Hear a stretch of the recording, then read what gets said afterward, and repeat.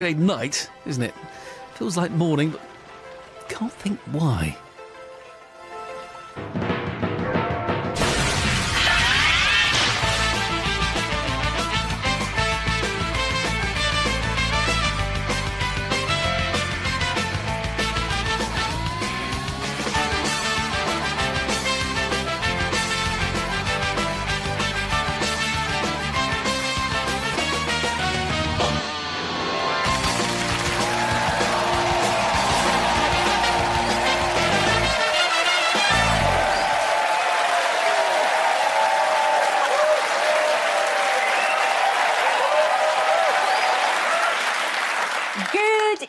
And welcome to Have I Got News For You. I'm Lorraine Kelly, and in the news this week, in Surbiton, a heavy user finds a quiet spot to score some ketamine from his dealer.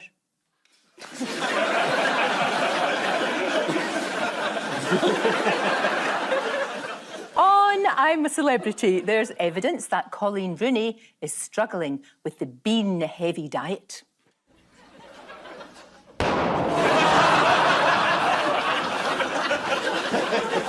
And in the Cairngorms, after being honked by the car behind, Ruth Davidson lets the driver know exactly what she thinks of them.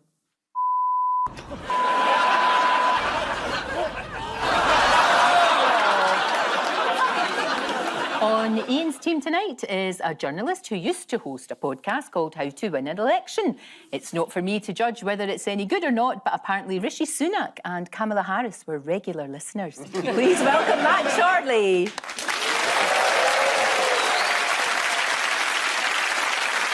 On Paul's team tonight is a comedian who did her first ever gig at the Ilkley Literature Festival, which is the second funniest thing to happen in publishing after the sales figures for Boris Johnson's book. Please welcome Maisie Adam.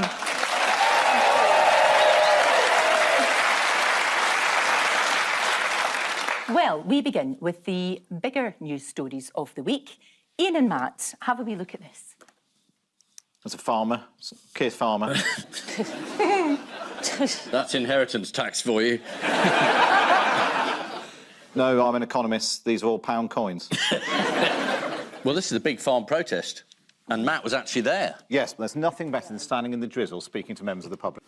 And I said to one of them, well, why should someone whose family just happened to have a big house pay inheritance tax, but you shouldn't pay inheritance tax? And she sort of paused for a minute and then said, yeah, that is a good question. What is it that Labour are actually proposing, though? Well, the focus of the protest is inheritance tax. Farmers didn't pay it at all, and now they're going to pay half of what everyone else pays. And the limits they've set on them are really pretty high, so it's meant to stop wealthy landowners buying lots of land in order to avoid taxes. And say people like, now, who comes to mind? Jeremy Clarkson.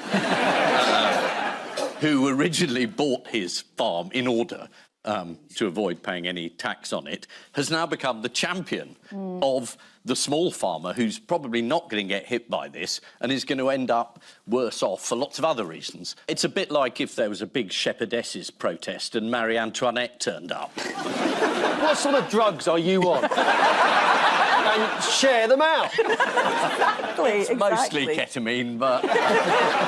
Do you want to see Jeremy Clarkson talk? No, thank you. Well, you're gonna. Whether you like it or not. You made it sound like an option. It's not an option. OK. Here is Jeremy Clarkson talking to the BBC. Now, don't be distracted by the wee fella in the background. So why are you here, Mr. Clarkson? Well, because I'm here to support farmers. Right. Are you angry?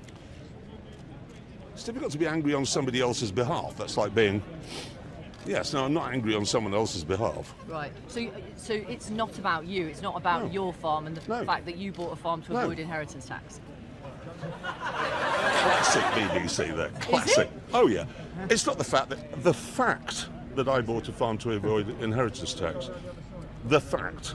You told the Sunday Times in 2021 that's why you bought it. Oh, I love it. Is that Victoria Derbyshire? Yeah, Victoria Derbyshire. Victoria Derbyshire, she keeps receipts. You cannot fool her. Does. I mean, it's not as though he's got you know, any history with the Beeb. I mean, she's quite lucky he didn't punch her in the face for turning up with cold food. Your face there, Matt, is sort of encapsulating the mood of everybody. I think I was just wondering when it was all going to be over. Although it does look like you've attached an umbrella to the top of your head. Paul? Yeah, oh yes, hello, I'm still here, yeah. What country do you think does those sort of protests? What country do you think does them best? Scotland. No, No. we don't protest. Don't you? It's the Belgians. The Belgians. See, everybody always forgets about the Belgians. They always just ignore them. Have a wee look. There you are. That's how they do it in Belgium. I could do that. Look at the power! I know. That cow was busting. Wasn't it? It's like a jet wash. Yeah. But despite all the anger and despite all of that, it was a peaceful protest. Although, if you were watching Sky News, it did threaten to spread into a wider conflict. Ah. You're watching Sky News Today. Still to come, farmers preparing to protest in Westminster as inheritance tax anger grows. We'll be speaking to cereal farmer. Now, how long that milk has been pent up in that cow, I can't tell. Yeah, there's no inheritance tax on intercontinental ballistic missiles. Yeah. There were a couple of other tense moments at the protest. Do you know what they were? A tractor drove over a traffic cone. You're so clever at I was there! Here's another ugly scene. Oh, I'm so sorry. I've never felt the need to say to a dog, blink twice if you need help. I want to tell that dog to go to the bar and ask for Angela. Who else showed up then if you were there? Ed Davey, Kemi Badenoch, Nigel Farage. Most of the shadow cabinet, actually, who suddenly all seem to think that protesting is actually a really good idea. Now they're not in government. Here they are. Oh, I know. Look at Priti Patel. She's showing her enthusiasm for farming by wearing something that she slaughtered that very morning. With her bare hands, probably. Bare hands, I know. They should have probably written something on that banner. No, that is literally their ideas about farming. Can you name any of the hard-working landowners set to suffer at the hands of the government? Dyson? Clarkson. Possibly Lloyd Webber.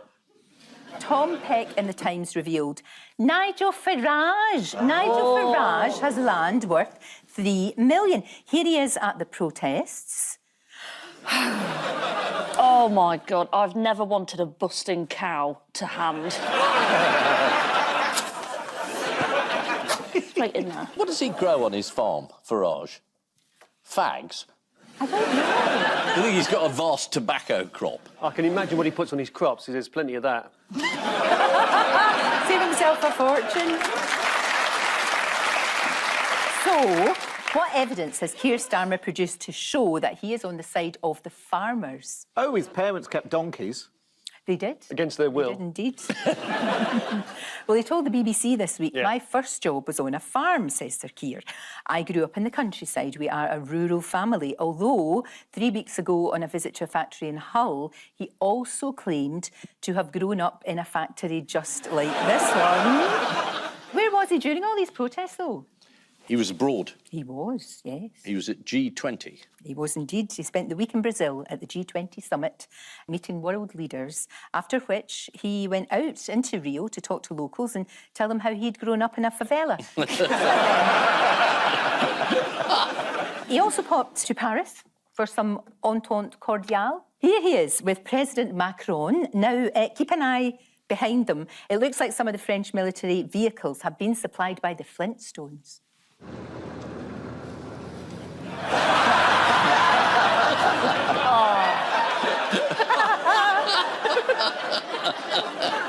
Well, this is the farmers' protest at Labour's new rules on inheritance tax. In other news, Rachel Reeves has been accused of lying on her CV, but we've all done that, haven't we, for work purposes? For years, I've claimed to be friends with Richard Madeley. Paul and Maisie, have a wee look at this. Yes. OK, there's Donald Trump. That's Elon Musk. He's the president. He's the president, yeah. And that's Matt Gaetz, who was going to be Attorney General, but now can't be Attorney General because there's been some new revelations about his terrible life. There's a man who's worried about being extradited. Matt Gaetz has proved just too controversial, even for Trump. He was going to be head of the Justice Department, but he was being investigated for sexual misconduct by the House Ethics Committee until the investigation was closed when he resigned from Congress to become Attorney General. He needs to be investigated for them eyebrows alone. Well, yeah, do you know what? Looking at that, does he remind you of Robbie Rotten? You know Robbie Rotten from Lazy Town? Yes. Oh, yeah. Don't you think? It's a dead ringer. It's uncanny. Let me show you this person. Oh, God. Oh, that's the Fox News guy, isn't it? He is the new Defence Secretary. Pete Hegseth, his name is. What's weird about this guy? He doesn't believe in germs. They don't exist. You can't see them, therefore they don't exist. Yeah, he said he doesn't think germs are a real thing.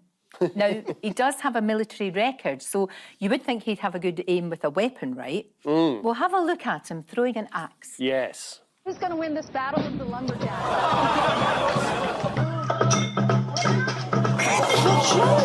Please. There's traffic behind it. Why are you throwing an axe in that direction? It's mad. That'll cut down the military. What problem has President Biden left in President-elect Trump's lap?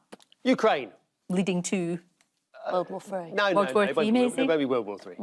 You don't think? No. Oh, I feel a lot better now. Yeah. I do. If I'm wrong, I'll be the first to apologise. This cavalcade of bozos is going to be, in charge in the world's most powerful country at the beginning of January. It can't help but fall apart in an air of absolute chaos.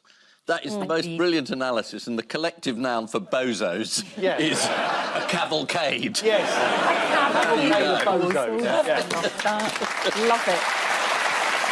Wonderful. Oh.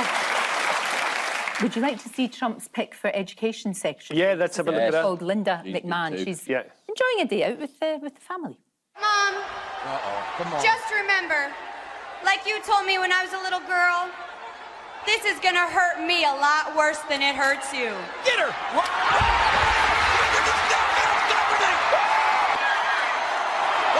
Stephanie, just tell their husband to get her back! Stop that! Stop that! Oh my God! Look at him! Is this a cabinet meeting? That's the John Prescott Memorial Games. So she used to be, like, head of WWE then? It is literally people that Donald Trump has seen on telly. Oh, my God. The Home Secretary is going to be Marge Simpson, isn't it? She'd be quite good. She'd be all right. She'd be a breath of fresh air. She would be okay, Sticking with wrestling, what are they doing in a church in Bradford? To encourage people to go to church, they're staging wrestling matches in the church. So is this during the services? Yeah.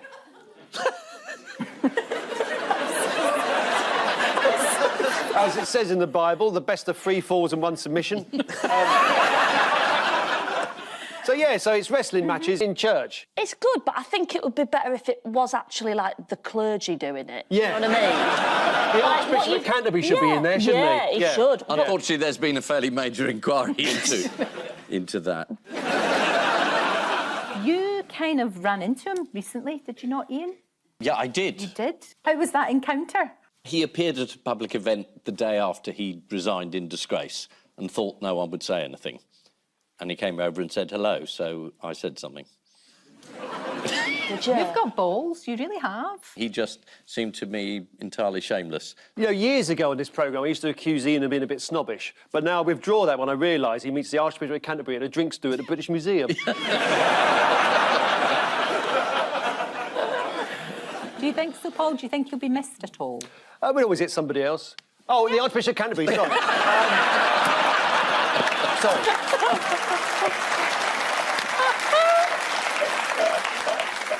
This is the news that Donald Trump has selected his new cabinet. According to the Mail Online, Health Secretary appointee Robert F. Kennedy is against the additives used in many McDonald's items, including the sausage McGriddle.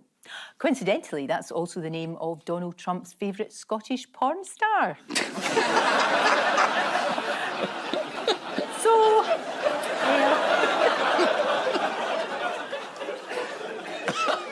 You're happy with that one, aren't you? So now to round 2, the one-armed bandit of news. Fingers on buzzers, teams.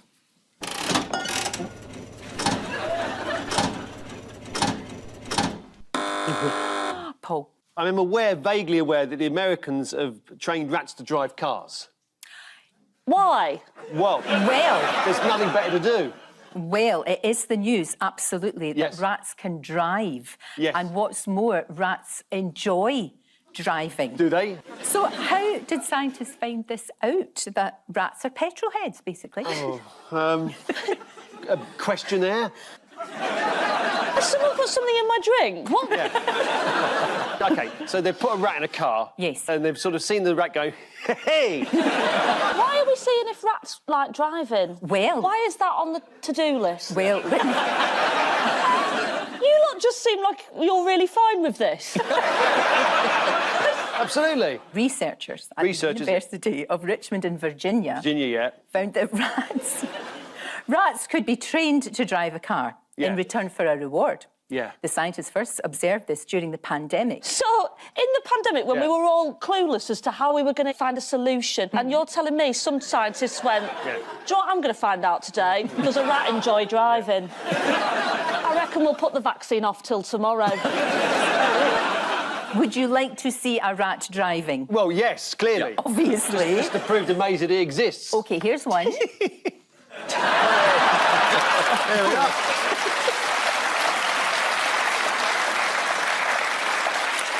This is the real one. Have a look at this. Oh, so cute. You've been generous with the term car. Yeah.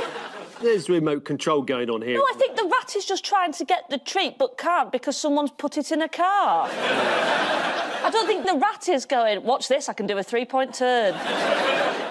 We deserve to get overtaken by robots and AI. Well, we're going to get overtaken by a rat in a... It could be a Top Gear for rats. Yeah. I think they did that. How do you think the rats feel, you know, when they're driving around, the wind and their fur? I think they're enjoying the freedom of the road, you know, the independence. Apparently they love it. Yeah. So much so that when she was conducting the experiment, Professor Kelly, no relation, noticed the rats were jumping into the car and revving the engine before their vehicle hit the road. Hollywood producers are now working on a screenplay for a brand new franchise, The Fast and the Furriest. Oh, good stuff. Oh, don't. Sorry. Do you get the feeling that whole item was produced just for that one joke? It was. Fingers on buzzers, teams.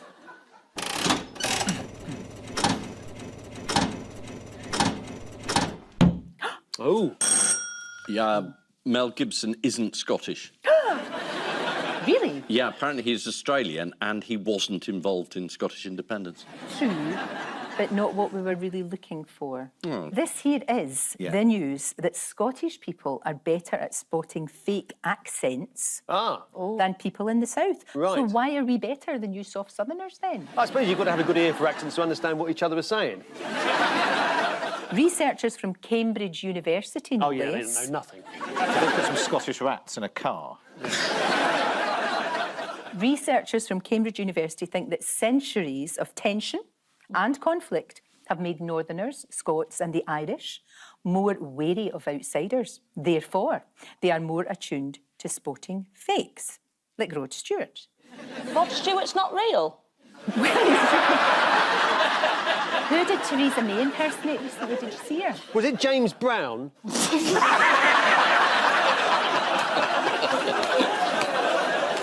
I'm sure I've seen the footage. I feel like a sex machine. It was, wasn't it? Theresa May attempted a Scottish accent in her opening speech in the House of Lords, because she's in there now, and she was telling a wee story about her mentor, Baroness Goldie. My supporters indicated how generous it was of her to give me a gift. And she said, "It's the companion on standing orders." It's Rod Stewart. To read during recess. She's not the only former Prime Minister who likes to put on an accent. Yes. Oh, no. What's Boris Johnson been doing? Oh, he was in France. Yes, he was. And he gave a radio interview in French. You want to hear this? Oh, really? Yes, please. La liberté de faire des choses différentes. Et en particulier, vous voyez, on oublie tout ça maintenant, parce que c'est il y a 2 ou 3 années. What's he saying, Ian? It's gibberish. Yeah. We have actually got the official translation. Would you like to see this? Yes, please. OK. They make their burrows in rotten wood. Now it's what they did as a pass. There's a lorry load of interesting cheeses. In other news, how has Richard III been communicating from beyond the grave? This feels like one for you, Ian. He's on Twitter. No, he's on Good Morning Britain, isn't he? Well, there's a lady called Yvonne Morley-Chisholm. She's Yes. a vocal coach at the Royal Shakespeare Company. Yep. She has spent 10 years of her life perfecting an avatar of Richard III. Oh, right, good. Yes, which has revealed his voice. Yes, of course it would do, wouldn't it? Yeah. It would. Why am I in this car for? According to BBC News, Yeah. the team studied his skull to decipher how his facial muscles would have looked. Yes. And despite the fact he was born in Northamptonshire, declared that his accent was decidedly Yorkshire. Oh, no way. Does he sound like me? Well, do you want to hear? Yes. OK, let's hear. The sun sheens with no less licht and splendour, nor does it suffer any diminution of its strength. Rather, it is pleased to be seen, to sheen as a king in the midst of his nobles. I think he went everywhere but Yorkshire. He started off Irish, and by the end, he was Billy Elliot. Of course, if you want to hear a really typical Yorkshire phrase, it would be, there's too many of them in our cricket team. Fucking hell, Lorraine. Sorry, Maisie. Your show's getting cancelled in the morning. National treasure by arse. That's a proud boast. Yeah. A proud boast. Time now for the odd one out round. Just one between you this week. They are Kemi Badenoch, Swedish Minister Paulina Brandberg, Edward VII, and the French. Edward VII. Which one's he? You know you. Edward VII is the bottom left. He's the one.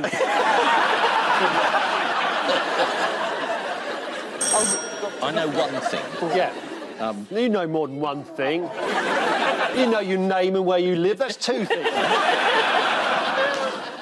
She was in the newspaper because she hates bananas. Oh, yes. Yes. Is that the Swedish politician? Pauline. Yes, Right. yes, yes. Fears and phobias. Yeah. She's the odd one out. They've all got Yeah. an unusual food obsession, Yeah. except for the Swedish Minister Paulina Brandberg, Yeah. who has indeed got an unusual food phobia. And leaked emails to her staff revealed that she asked them to banana-proof rooms before she entered them. What? Yes. What's the technical term for fear of bananas? Bananophobia. It is banana Oh, phobia. no. Well, I thought Ian would, go to the Latin for banana and No. do What's the Latin that. for Oh, he only knows one thing. Yeah. The only time you ever use Latin for banana is when you're in the British Museum talking to the Archbishop of Canterbury.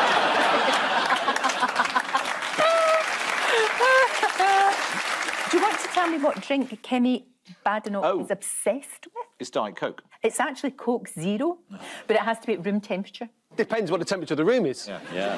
What did King Edward VII's diet consist of? Everything you could possibly eat, Absolutely. he did. He was a renowned glutton. Yeah. So his food obsession was food. And just basically everything. This is what he would eat. Breakfast, Yep. 30 courses. Lunch, 8 courses. Yeah. Then there was afternoon tea. Yeah. Then dinner, 12 courses. And right before he went to bed, he would have a supper of cakes. Imagine following him into the lab. Absolutely. The only way you'd ever follow Edward VII into the lab was if you were at a dinner at the British Museum.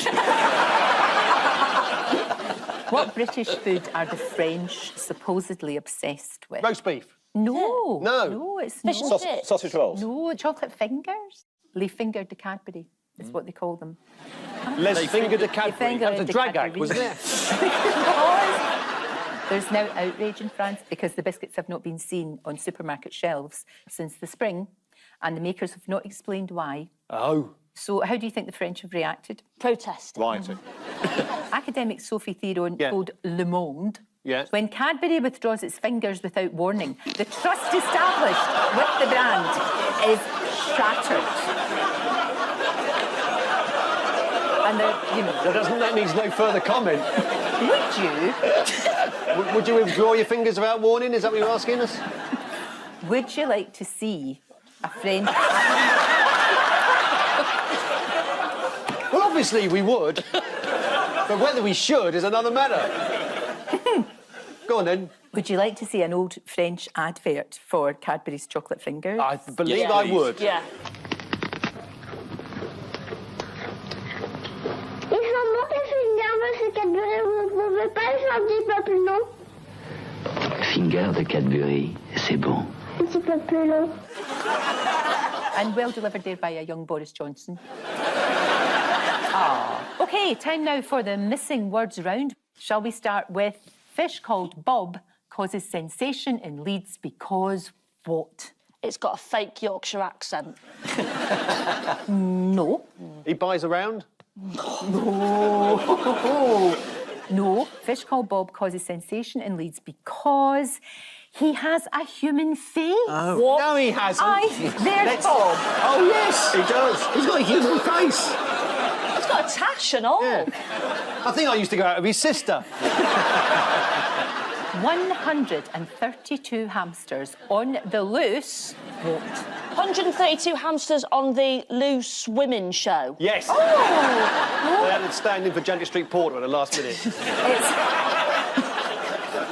It's 132 hamsters on the loose cause chaos on a flight to Portugal. That's like the world's shittest sequel to Snakes on a Plane. Hamsters on a Jet2 flight. Finally, Swindon Town manager blames recent run-off defeats on what? The opposition turning up. It's ghosts, isn't it? It's the graveyard. Swindon Town manager blames recent run of defeats on stadium being haunted. Oh. Yeah, the manager Ian Holloway cited an example of the supernatural behaviour during their last home match when the ball was possessed by the opposition and they couldn't get it back for 90 minutes. Possession. Yeah, See? right. He knows about football. He knows. Yeah, no, I could do banter about this. Did you watch Match of the Day last week, Archbishop?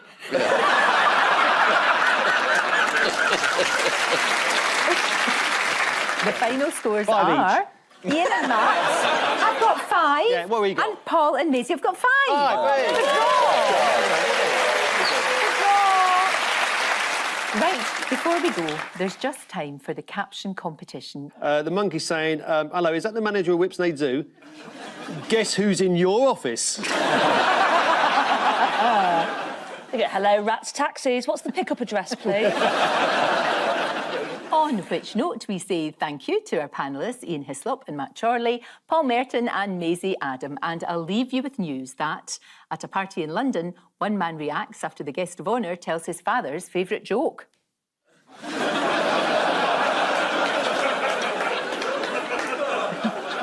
In Florida, one man wonders when his assistants will hurry up with those earplugs that he asked for. And in London, the media are introduced to the new editorial policy unit at GB News. Good night.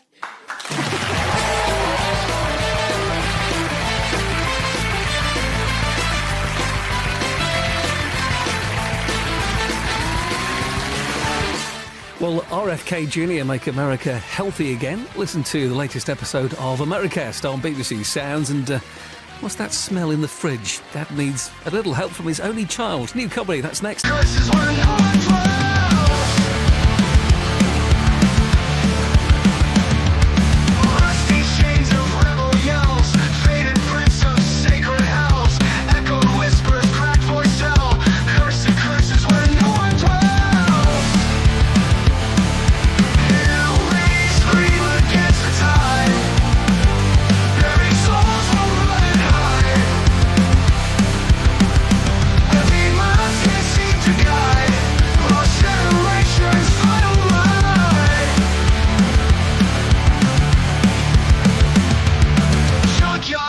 Stormy nights, shattered dreams in neon lights, broken boys in endless fights, fading shadows, chasing lights. Junkyard hearts and stormy nights, shattered dreams in neon lights.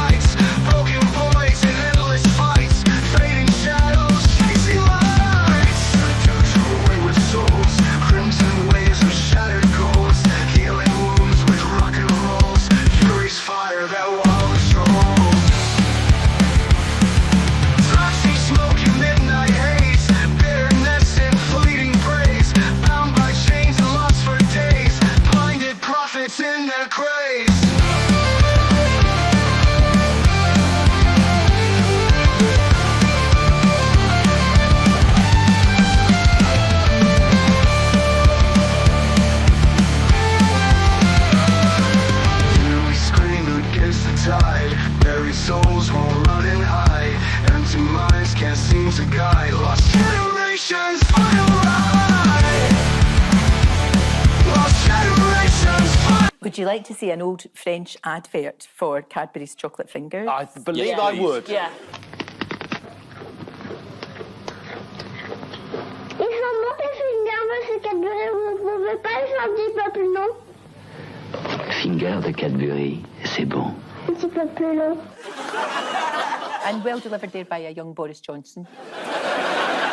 Ah. OK, time now for the missing words round. Shall we start with fish called Bob causes sensation in Leeds because what? It's got a fake Yorkshire accent. No. He buys around? No. No. Fish called Bob causes sensation in Leeds because he has a human face. Oh. No, he hasn't. There's Bob. Oh, yes, he does. He's got a human face. It's got a tash and all. Yeah. I think I used to go out with his sister. 132 hamsters on the loose. What? 132 hamsters on the loose women show. Yes. Oh! They had to stand in for Janty Street Porter at the last minute. It's 132 hamsters on the loose cause chaos on a flight to Portugal. That's like the world's shittest sequel to Snakes on a Plane. Hamsters on a Jet2 flight. Finally, Swindon town manager blames recent run-off defeats on what? The opposition turning up.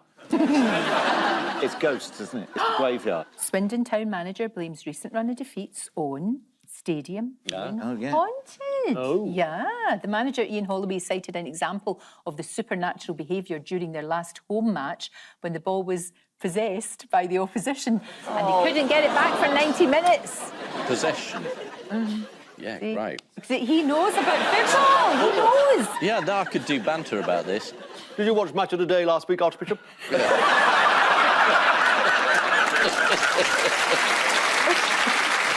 final scores 5 are Ian and Max. I've got 5. Yeah, what have we got? And Paul and Maisie have got 5. Great. Right, before we go, there's just time for the caption competition. The monkey's saying, hello, is that the manager of Whipsnade Zoo? Guess who's in your office? Hello, rats, taxis. What's the pickup address, please? On which note, we say thank you to our panellists, Ian Hislop and Matt Chorley, Paul Merton and Maisie Adam. And I'll leave you with news that at a party in London, one man reacts after the guest of honour tells his father's favourite joke.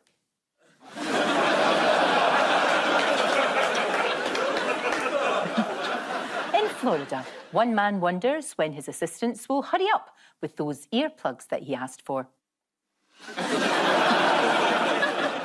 And in London, the media are introduced to the new editorial policy unit at GB News. Good night.